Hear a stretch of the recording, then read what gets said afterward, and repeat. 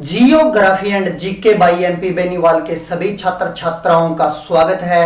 आज अपने नए वीडियो के साथ फिर हाजिर है और आज का अपना जो टॉपिक है वो है वायुमंडल।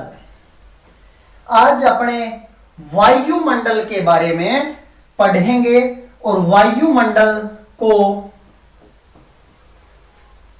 एटमॉस्फेयर के नाम से भी जाना जाता है। वायुमंडल यानी कि वायु का आवरण या घेरा। वायुमंडल क्या है? दो शब्दों से मिलकर बना है। एक है वायु और दूसरा है मंडल। वायु मतलब वायु, हवा या फिर गैस, और मंडल यानी कि घेरा हुआ, अर्थात वायु अथवा गैस से घिरा हुआ क्या कहलाएगा? वायुमंडल कहलाएगा। यानी कि वायु अथवा हवा अथवा गैस से घिरा हुआ, यानी जिसको चारों तरफ से घेरे हुए है, वही आवरण क्या कहलाता है? वायुमंडल कहलाता है। या अपने इसको कह सकते हैं पृथ्वी को चारों ओर यानी तरफ से घेरे हुए वायु के आवरण को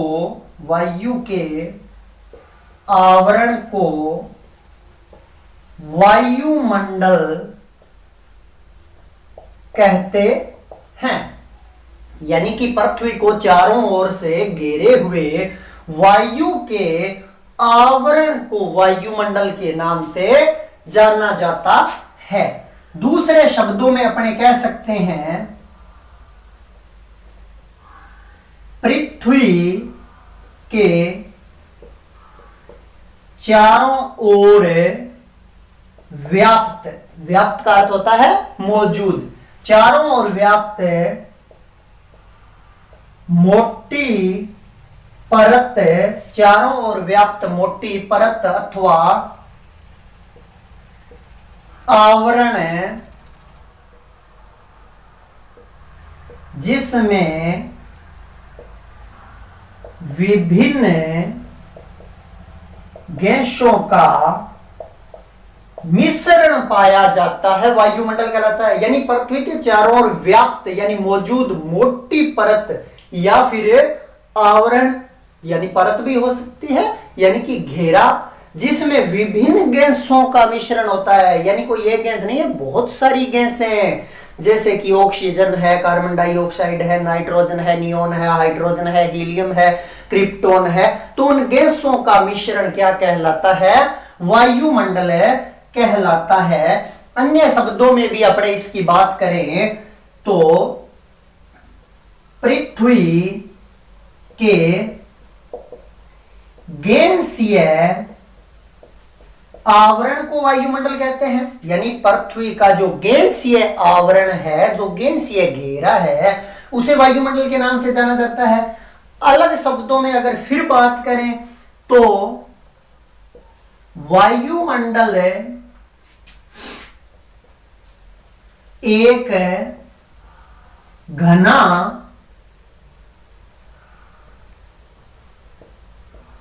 गैसों का आवरण है जो पृथ्वी को चारों ओर से लिफाफे के रूप में घेरे हुए है, वायुमंडल कहलाता है। यानी कि वायुमंडल क्या है? एक घना गैसों का आवरण है, बड़ी मात्रा में गैसें हैं, घना गैसों का आवरण है जो पृथ्वी को चारों ओर से लिफाफे के रूप में घेरे हुए हैं। यानी लिफाफे की तरह है, एक बार अगर उसको ऊपर से कवर कर दिया तो बाद में वो वहीं पर रहता है और घेरे हुए है। और यह घेराव किसके कारण है तो आपको बता देते हैं, गुरुत्वाकर्षण बल के कारण है। यानी वायुमंडल क्या है, वायुमंडल गैसों का आवरण है और वो गैसें, वो वायु, अगर इसकी बात करें वायु गैस या हवा की घेराव है वो तो वायुमंडल कहलाता है। वायु की अगर बात करें तो ये वायुमंडल है वो एक तो गुरुत्वाकर्षण बल के कारण जुड़ा हुआ है, दूसरा वायु है वो रंगहीन, वायु का कोई रंग नहीं होता, गंधहीन, इसका कोई स्वाद नहीं होता है, वायु रंगहीन होती है, गंधहीन होती है, यानी कि इसकी स्मेल वगैरह नहीं आती, और स्वादहीन यानी इसका कोई स्वाद भी नहीं होता है। तो वायु रंगहीन, गंधहीन और स्वादहीन है। और यह जो वायुमंडल है यह पृथ्वी के साथ गुरुत्वाकर्षण बल के कारण जुड़ा हुआ है। अगर गुरुत्वाकर्षण बल नहीं होता तो वायुमंडल नहीं होता। जिन ग्रहों का, जिन पिंडों का गुरुत्वाकर्षण बल कम होता है, न के बराबर होता है, वहां पर वायुमंडल नहीं होता या संभव नहीं है।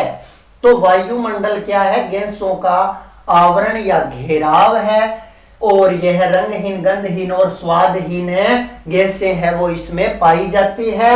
लेकिन यह जीवन के लिए बहुत ही उपयुक्त है, यानी कि वायु है वो जीवन देने वाली है, इसके बगैर पृथ्वी पर जीवन की कल्पना नहीं कर सकते। अपने बात करते हैं, इसकी कई विद्वानों ने कुछ परिभाषाएं दी है कि वायुमंडल है वो किसे कहते हैं। तो अपने पास दो विद्वानों की परिभाषा है। एक का नाम है मॉन्क हाउस। मॉन्क हाउस ने इस पर अपनी परिभाषा दी है, जिसमें इन्होंने कहा है कि इसको वायुमंडल के बारे में कि वायुमंडल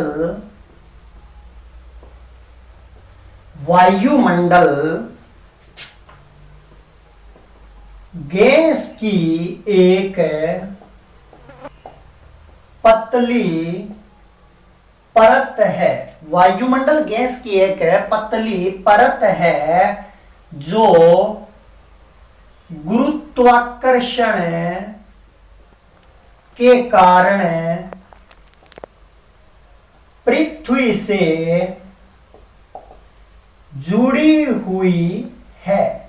यानी कि वायुमंडल गैस की एक पतली परत है और जो गुरुत्वाकर्षण के कारण पृथ्वी से जुड़ी हुई है, यह मॉन्क हाउस ने कहा था। दूसरे विद्वान है वो है अपने पास फिंच और ट्रिवार्था। फिंच और ट्रिवार्था ने अपनी परिभाषा दी है, जिसमें इन्होंने कहा है कि वायुमंडल गैसों का आवरण है। वायुमंडल गैसों का आवरण है जो धरातल से सैकड़ों मील की ऊंचाई तक विस्तृत है। विस्तृत का मतलब फैला हुआ है। तो दोनों परिभाषाएं है वो अपने को बहुत बढ़िया जानकारी देती है। मॉन्क हाउस ने बताया कि वायुमंडल गैस की एक पतली परत है जो गुरुत्वाकर्षण के कारण पृथ्वी से जुड़ी हुई है। बहुत ही बढ़िया बात है इसमें कि जो वायुमंडल है वो पृथ्वी से जुड़ा हुआ कैसे है, गुरुत्वाकर्षण के कारण। और फिंच और ट्रिवार्था ने जो बताई है, इसमें इन्होंने बता दिया कि वायुमंडल गैसों का आवरण है और धरातल से सैकड़ों मील की ऊंचाई तक यह विस्तृत यानी कि विद्यमान है या मौजूद है। और सैकड़ों जो ये मील है, ये लगभग ऊंचाई, वैसे तो पूरी जानकारी नहीं है, लेकिन लगभग 1000 किलोमीटर की ऊंचाई तक वायुमंडल की परतें हैं वो पाई जाती है, वायु है वो पाई जाती है। अब अपने बात करते हैं वायुमंडल को आगे दो रूपों में बांटा गया है, एक वायुमंडल का संगठन और दूसरी वायुमंडल की संरचना। तो सबसे पहले अपने बात करते हैं वायुमंडल के संगठन की, पोजीशन के नाम से भी जाना जाता है। वायुमंडल का संगठन यानी कि इसका गठन कैसे हुआ है। तो वायुमंडल के अगर संगठन की बात करें तो वायुमंडल का संगठन है वो गैसों, जलवाष्प और धूल कणों का योग है। यानी वायुमंडल के संगठन में तीन मुख्य है, एक गैस, दूसरा जलवाष्प और तीसरा धूल के कण। इन्हीं से वायुमंडल का संगठन है वो बनता है। अब अपने सबसे पहले बात करते हैं गैसों की कि गैसें क्या है। तो वैसे तो अभी हमने बात की थी कि पृथ्वी पर मौजूद ऐसी हवा जो रंगहीन, गंधहीन और स्वादहीन होती है, लेकिन सभी प्राणियों के जीवन का आधार होती है। इन वायु के बगैर जीवन की कल्पना नहीं की जा सकती है। या फिर कहें कि क्षैतिज रूप से चलती हुई हवा को वायु के नाम से जाना जाता है। और अपना जो वायुमंडल है इसमें विभिन्न प्रकार की गैसें हैं वो पाई जाती है। इन गैसों के अंदर मुख्य रूप से अगर बात करें तो नाइट्रोजन है, ऑक्सीजन है, कार्बन डाइऑक्साइड है, हाइड्रोजन है, हीलियम है, नियोन है, क्रिप्टोन है, ओजोन है। इस प्रकार की बहुत सारी गैसें हैं वो पाई जाती है। अपने इन गैसों की और इनकी मात्रा की अगर बात करेंगे तो इसमें अपने बात करते हैं कि नाइट्रोजन है, ऑक्सीजन है, CO2 यानी कि कार्बन डाइऑक्साइड है, नियोन है, ओजोन है, क्रिप्टोन है, हाइड्रोजन, हीलियम, मीथेन। इन गैसों यहां पर जैसे कि ये गैस हो गई तो अपने इसकी मात्रा की भी बात कर लेते हैं। मात्रा है वो प्रतिशत में आ जाएगी। इसकी ऊंचाई की भी बात कर लेते हैं और इसका महत्व क्या है वो भी बात इसके साथ है कर लेते हैं।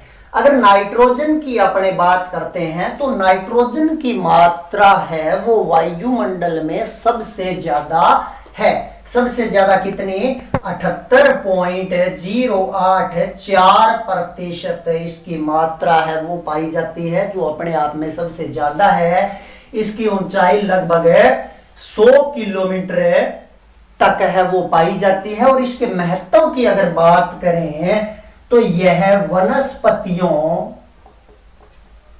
के जीवन और विकास के लिए आवश्यक है। यानी कि नाइट्रोजन की मात्रा 78.084% है, 100 किलोमीटर की ऊंचाई तक यह पाई जाती है। और इसके महत्व की बात करें तो वनस्पतियों यानी पेड़ पौधों के जीवन और विकास के लिए नाइट्रोजन है वो सबसे ज्यादा जरूरी है। फिर ऑक्सीजन यानी कि O2, ये N2 यानी नाइट्रोजन थी, अब O2 ऑक्सीजन की अगर बात करें तो इसकी मात्रा वैसे तो लगभग अपने 21% मानते हैं, लेकिन इसकी जो सही मात्रा की बात करें तो यह 20.9476% है। 20.9476% है और यह भी लगभग 100 किलोमीटर की ऊंचाई तक पाई जाती है। और इसके अगर महत्व की बात करें ऑक्सीजन के तो यह इसका सबसे बड़ा महत्व क्या है? श्वसन क्रिया के अंदर काम आती है, जीवन का मुख्य आधार, और ज्वलनशील भी है। ऑक्सीजन के बगैर अग्नि की कल्पना भी नहीं कर सकते अगर जीवन की कल्पना नहीं कर सकते तो। फिर है CO2 यानी कि कार्बन डाइऑक्साइड।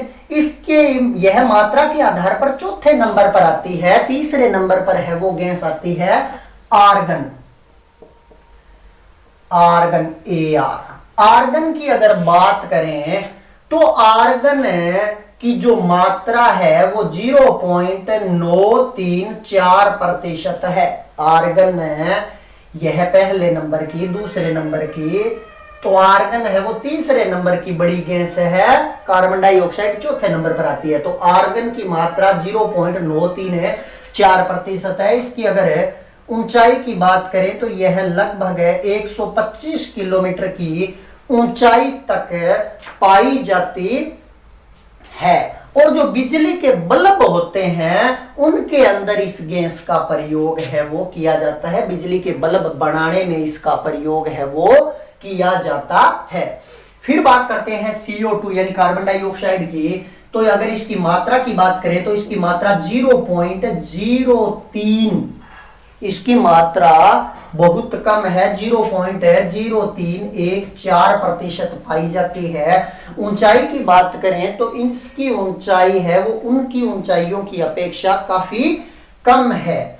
तो यह लगभग 20 किलोमीटर की ऊंचाई तक है वो पाई जाती है। 20 किलोमीटर की ऊंचाई तक CO2 पाई जाती है। और महत्व की बात करें तो प्रकाश संश्लेषण की जो क्रिया होती है, प्रकाश संश्लेषण की क्रिया के अंदर मुख्य रूप से कार्बन डाइऑक्साइड गैस है वो महत्वपूर्ण है। CO2 के बाद में जो अगली महत्वपूर्ण गैस है 5वें नंबर की, उसके अंतर्गत नियोन को शामिल किया जाता है। नियोन की अगर मात्रा की बात करें तो इसकी मात्रा 0.0018% है वो पाई जाती है। इसकी ऊंचाई लगभग 125 किलोमीटर तक पाई जाती है। और यह एक निष्क्रिय गैस है, यह एक निष्क्रिय गैस है वो मानी जाती है।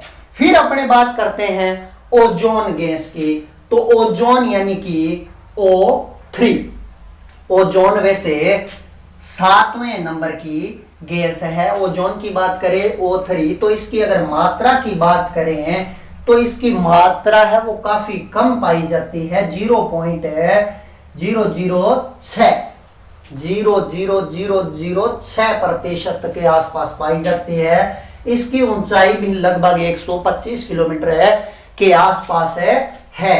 और ओजोन का जो महत्व है अगर उसकी बात करें तो अपने को पता है, यह सूर्य से आने वाली अल्ट्रावायलेट यानी कि पराबैंगनी किरणों का अवशोषण कर लेती है। तो पराबैंगनी किरणों का अवशोषण करने वाली यह मुख्य गैस है।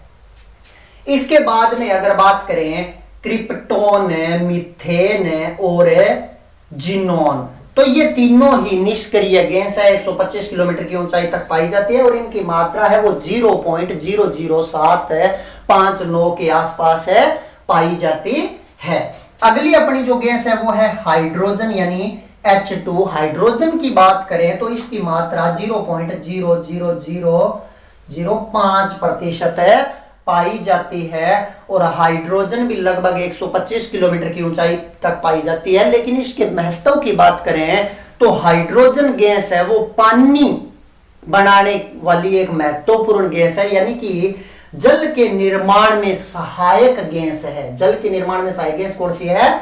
हाइड्रोजन है। हीलियम की बात करें तो यह 6ठे नंबर की बड़ी गैस है, हीलियम यानी कि Hi। तो इसकी अगर बात करें तो इसकी मात्रा की अगर बात करेंगे तो वो मात्रा 0.0005% है। यानी हाइड्रोजन में 0 में पॉइंट के बाद में 4 शून्य के बाद में 5 है, इसमें 3 शून्य के बाद में 5 है। यानी हाइड्रोजन से हीलियम की मात्रा है वो ज्यादा है। ऊंचाई लगभग इतनी ही इसके अंदर पाई जाती है और यह एक निष्क्रिय गैस है। यानी कि हीलियम है वो भी एक निष्क्रिय गैस है। इस प्रकार यह गैसों की मात्रा, ऊंचाई और इनका महत्व है जो वायुमंडल के अंदर अपने को देखने को मिलता है। फिर अपने बात करते हैं गैस के बाद में, इसके अंदर वायुमंडल के संगठन की बात चल रही है। और वायुमंडल के संगठन में अभी हमने बात की थी, हम पढ़ रहे हैं वायुमंडल का संगठन। और संगठन किसका योग है? गैस, जलवाष्प और धूल कणों का। तो गैसों की हमने बात कर ली, अब जलवाष्प की बात करते हैं। वाष्प है वो पृथ्वी पर निचली परत के अंदर बड़ी मात्रा में पाई जाती है। यानी कि गैस है वो तो वायुमंडल की प्रत्येक परत में पाई जाती है, लेकिन जलवाष्प है उसकी अधिकांश मात्रा है वो निचली परतों में पाई जाती है। इसकी 90% मात्रा है वो केवल 8 किलोमीटर की ऊंचाई तक ही पाई जाती है। जलवाष्प का महत्व है वो गैस की तरह काफी है। एक तो यह पृथ्वी पर कंबल की भांति कार्य करती है, ना तो पृथ्वी को ज्यादा गर्म होने देती है, ना पृथ्वी को ज्यादा ठंडा होने देती है। तो यह इसकी बहुत बड़ी विशेषता है। जलवाष्प के कारण ही जो भी बरसात की, बादलों की जो भी प्रक्रियाएं घटित होती है वो इसी के कारण होती है। और अगला इसमें अपना जो है टॉपिक वो है धूल कण। तो वायुमंडल के अंदर धूल के कण भी पाए जाते हैं। धूल के कण है वो जमीन से तेज गति से चलती हुई हवा से रेत के कण ऊपर जा सकते हैं, उल्काओं के कण हो सकते हैं, धुएं के कण हो सकते हैं, वो सारे इसके अंदर शामिल होते हैं। और धूल के कणों के कारण ही बादल वगैरह है वो बनते हैं, क्योंकि ऊपर तापमान कम होने के कारण धूल के कणों के चारों ओर जलवाष्प है वो बूंदों के रूप में एकत्रित हो जाती है और उसी के द्वारा बादलों का निर्माण है वो होता है। बादल निर्माण की प्रक्रिया आपने बाद में पढ़ेंगे। तो ये था वायुमंडल का संगठन। अब अपने बात करते हैं वायुमंडल की संरचना की। वायुमंडल की संरचना यानी कि स्ट्रक्चर, वायुमंडल की संरचना, संरचना यानी कि रचना। तो वायुमंडल की संरचना या रचना के अंतर्गत अगर बात करें तो इसके अंदर मुख्य रूप से 5 परतें हैं वो पाई जाती है। यानी वायुमंडल की संरचना के अंतर्गत 5 परतों को शामिल किया जाता है। इसके अंतर्गत जो परतें हैं वो है क्षोभ मंडल, 2 नंबर है समताप मंडल, 3 नंबर की अगर बात मध्य मंडल, 4 नंबर है आयन मंडल और 5 नंबर है वो है बहिर्मंडल। तो मुख्य रूप से वायुमंडल की संरचना को इन 5 परतों के अंतर्गत बांटा जाता है। बात करते हैं कि ये 5 प्रकार की परत है, तो इनकी ऊंचाई की बात कर लेते हैं।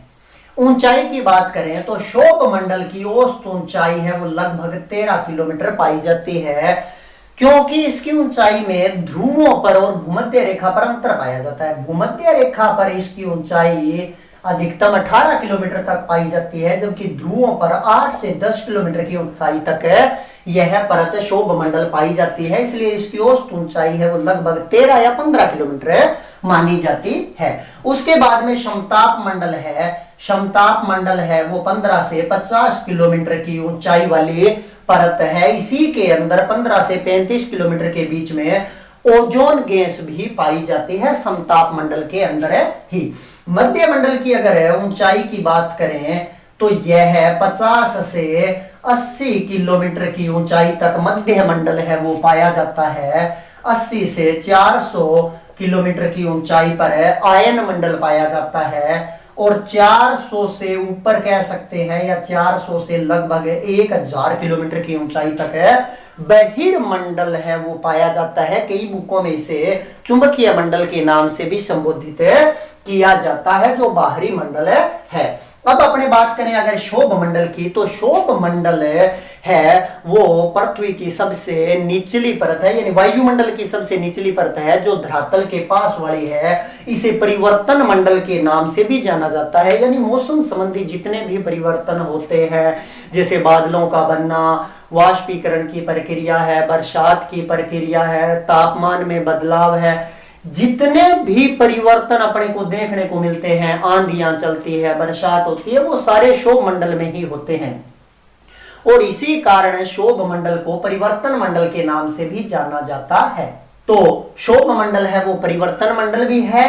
और इसके अगर अन्य बात करें तो वायुमंडल का 75% भाग, वायुमंडल का 75% भाग है वो शोभ मंडल के अंतर्गत ही आता है, यानी अधिकांश गैसें हैं वो यहीं पर पाई जाती है। ऊपर है वो गैसें है वो विरल रूप में पाई जाती है। गैसों के अलावा जलवाष्प है, धूल के कण है, वो भी बड़ी मात्रा में शोभ मंडल में ही पाए जाते हैं। तो 75% वायुमंडल का भाग है वो शोभ मंडल में, यानी 13 किलोमीटर या 15 किलोमीटर की ऊंचाई तक ही पाया जाता है। दूसरी इसकी विशेषता है वो ये है कि शोभ मंडल में धरातल से जैसे जैसे ऊंचाई पर जाते हैं तो तापमान में कमी आती जाती है। प्रत्येक 165 मीटर की ऊंचाई पर 1 डिग्री सेल्सियस तापमान है वो कम हो जाता है, यानी जैसे जैसे धरातल से ऊंचाई पर जाते हैं तो तापमान में कमी आती जाती है। लगभग 1000 मीटर की ऊंचाई पर 4.5 डिग्री के आसपास तापमान है वो कम हो जाएगा। तो इस प्रकार से शोभ मंडल को परिवर्तन मंडल के नाम से भी जाना जाता है। शोभ मंडल और समताप मंडल के बीच में शोभ सीमा पाई जाती है। फिर है समताप मंडल, तो यह 15 से 50 किलोमीटर की ऊंचाई तक पाया जाता है। और समताप मंडल के अंदर ही 15 से 35 किलोमीटर के बीच की ऊंचाई वाले भाग के अंदर है ओजोन गैस पाई जाती है। ओजोन गैस है जो पराबैंगनी किरणों के अवशोषण का कार्य करती है। जो पराबैंगनी किरणें हानिकारक होती है, जो अगर धरातल पर आ जाए, पृथ्वी पर आ जाए, तो वह जीवों के लिए हानिकारक है। खाज, खुजली, त्वचा संबंधी अनेक प्रकार की बीमारियां, कैंसर जैसी बीमारियां पैदा करती है, तो उसे रोकने का कार्य भी यही करती है। समताप मंडल यानी तापमान यहाँ पर समान होता है, यानी जैसे जैसे शोभ मंडल में ऊंचाई पर जाएंगे तापमान कम हो रहा है, तो समताप मंडल के अंदर आते ही तापमान कितना हो जाएगा, 0 डिग्री के आसपास हो जाएगा। समताप होता है यहां पर किसी प्रकार का कोई बदलाव नहीं होता, तो जिसके कारण वायुयान वगैरह है वो इसी मंडल के अंदर चलते हैं। फिर है अगला अपना मध्य मंडल, तो मध्य मंडल है वो लगभग 50 से 80 किलोमीटर की ऊंचाई तक पाया जाने वाला भाग है। और मध्य मंडल के अंदर तापमान फिर आगे जाते हैं तो और कम हो जाता है और -80 डिग्री सेल्सियस तक पहुंच जाता है, यानी माइनस में तापमान है वो मध्य मंडल के अंदर चला जाता है। फिर अगला है आयन मंडल। आयन मंडल की ऊंचाई की अगर बात करें तो 80 से 400 किलोमीटर की ऊंचाई तक यह परत है वो पाई जाती है। और विद्युत आवेशित कण है वो इसके अंदर पाए जाते हैं। और उन्हीं के कारण अपने जो संचार व्यवस्था चलती है पृथ्वी पर, मोबाइल है, इंटरनेट वगैरह है, टेलीविजन वगैरह है, रेडियो वगैरह है, उनका कार्य आयन मंडल के कारण ही संभव हो पाया है। क्योंकि विद्युत आवेशित कण अगर नहीं होते तो संचार की सुविधा भी नहीं मिल पाती। और इसके बाद में जो आखिरी परत है वो है बहिर्मंडल, जो 400 से 1000 किलोमीटर की ऊंचाई तक पाई जाती है। इसमें हल्की या विरल गैसें है वो पाई जाती है, जैसे हाइड्रोजन, हीलियम, ये हल्की गैसें हैं वो यहाँ पर कम मात्रा के अंदर पाई जाती है। और बहिर्मंडल और अंतरिक्ष की बाउंड्री का लगभग कोई पता नहीं है, कहां पर अंतरिक्ष शुरू हो जाता है, तो यह आखिरी परत है वो मानी जाती है। तो इस प्रकार से आज का अपना जो टॉपिक था वो था वायुमंडल। हमने इसके अंतर्गत वायुमंडल की परिभाषाओं की बात की, इसकी संरचना और संगठन की बात की। अगली वीडियो के अंदर फिर मिलेंगे, तब तक के लिए नमस्कार।